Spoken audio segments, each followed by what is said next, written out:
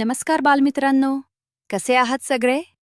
आज मी तुम्हाला एका अशा मित्राची गोष्ट सांगणार आहे जो खेळायला खूप हुशार होता, पण पाणी प्यायला मात्र विसरायचा.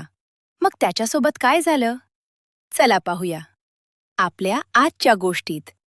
गप्पू आणि पाण्याचे थेंबी. गप्पू नावाचा एक छोटा मुलगा होता. गप्पूला सायकल चालवायला आणि लपाछपी खेळायला खूप आवडायचं. पण गप्पूची एक वाईट सवय होती. त्याला तहान लागली तरी तो म्हणायचा, "अहो, आता नाही, नंतर पितो."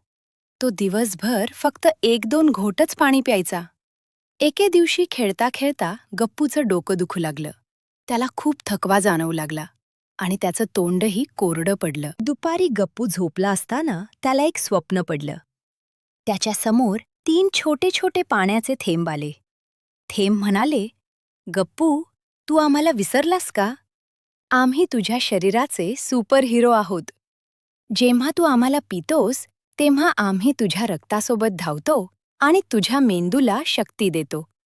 आम्ही तुझ्या शरीरातील घाण बाहेर काढतो, ज्यामुळे तुला उत्साह वाटतो." पाण्याचे हे बोल ऐकून गप्पूला आपली चूक समजली. तो झोपेतून दचकून जागा झाला आणि पळत जाऊन त्याने एक पूर्ण ग्लास भरून पाणी प्यायलं. त्याला लगेच खूप फ्रेश वाटू लागलं. तर बालमित्रांनो, आपल्या शरीराचा 70% भाग पाण्याने बनलेला असतो. त्यामुळे खेळताना आणि अभ्यास करताना पाणी प्यायला विसरू नका. आता सांगा पाहू, तुम्ही दिवसातून किती ग्लास पाणी पिता? कमेंट्समध्ये नक्की सांगा. आणि जीवन संजीवनीला सबस्क्राईब करा.